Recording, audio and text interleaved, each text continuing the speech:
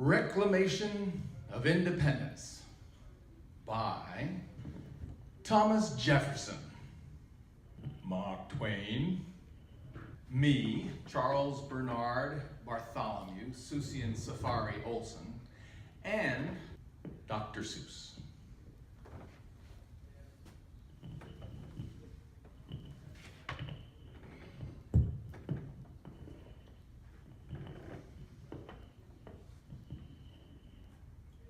When, in the course of human events, it becomes necessary for a person, no matter how small, to dissolve the political bands which have connected her with a government, no matter how large, and to assume among the powers of the earth the separate and equal station to which she is entitled, a decent respect to the opinions of humankind requires that she declare the causes which impel her to the separation.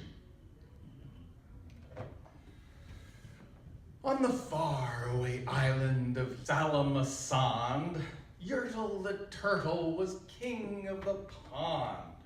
The turtles had everything turtles might need, and they were all happy, quite happy indeed.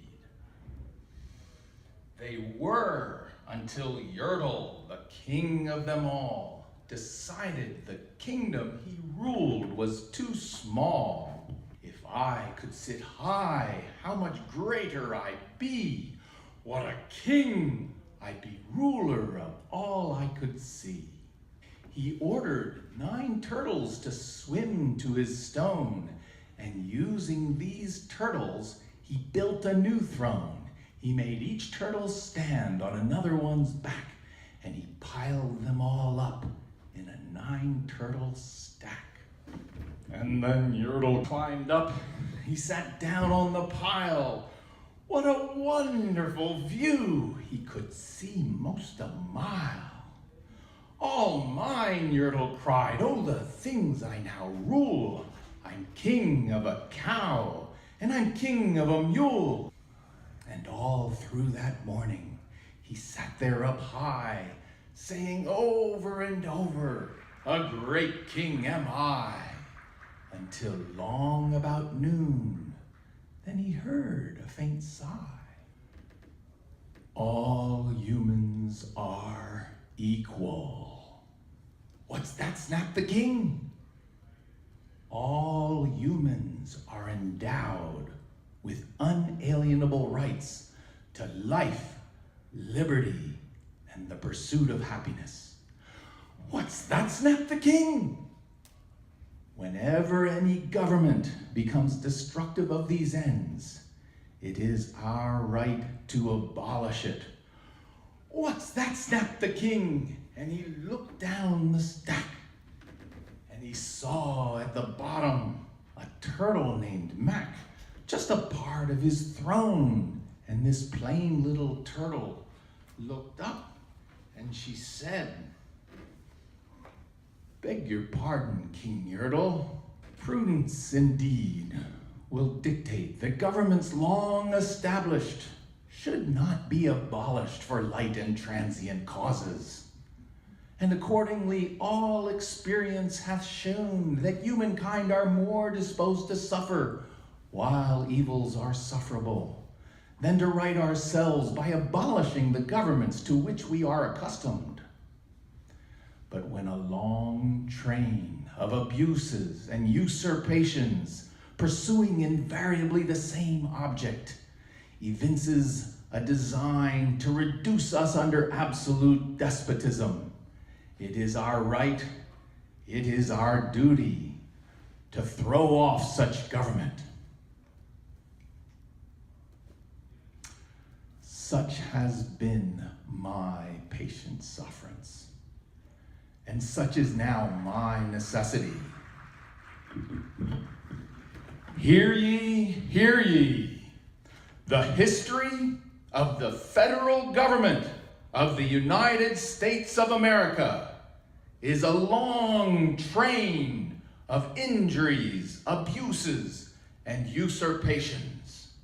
Silence, the king of the turtles barked back. I'm king and you're only a turtle named Mac. You stay in your place while I sit here and rule. I'm king of a cow and I'm king of a mule. I'm king of a house and a bush and a cat. But that isn't all. I'll do better than that. My throne shall be higher, his royal voice thundered. So pile up more turtles. I want about 200. Then Yertle the turtle was perched up so high he could see 40 miles from his throne in the sky. Then again from below, in the great heavy stack, came a groan from that plain little turtle named Mac. Ladies and gentlemen, Mark Twain.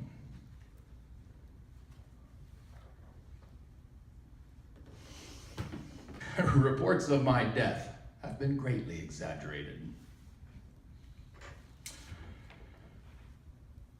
A man who carries a cat by the tail learns something he can learn no other way. That's the sort of thing a man would do.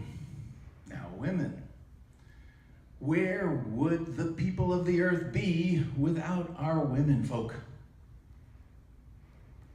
We would be scarce, mighty scarce, almighty scarce.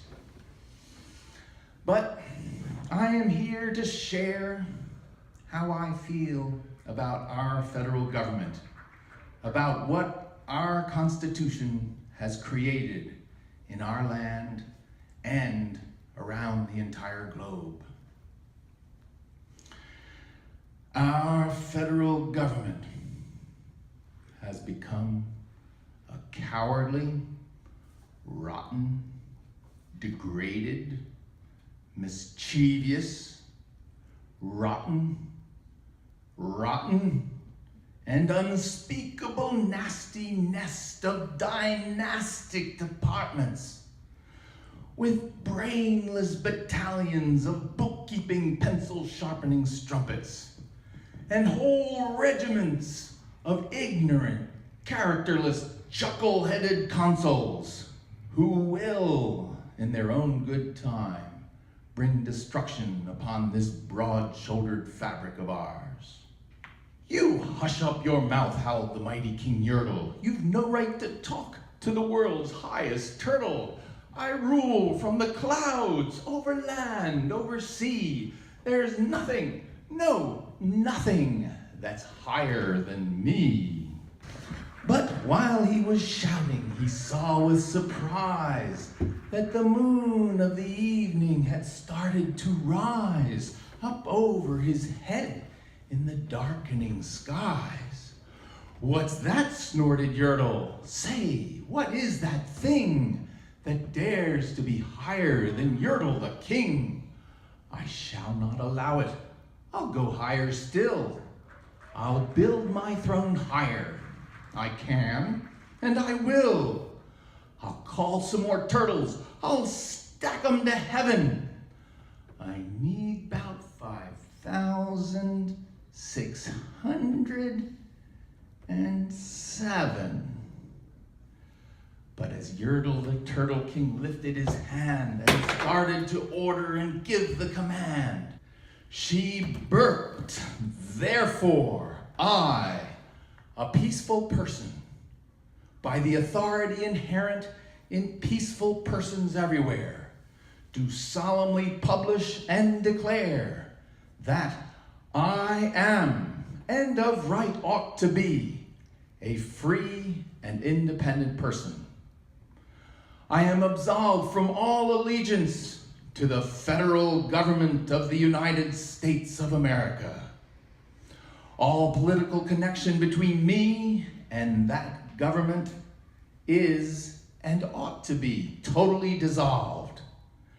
As a free and independent person, I have the right to live my life in peace and to do all other acts and things that independent persons may of right do. And her burp shook the throne of the king. And Yertle the turtle, the king of the trees, the king of the birds and the king of the bees, the king of a house and a cow and a mule. Well, that was the end of the Turtle King's rule.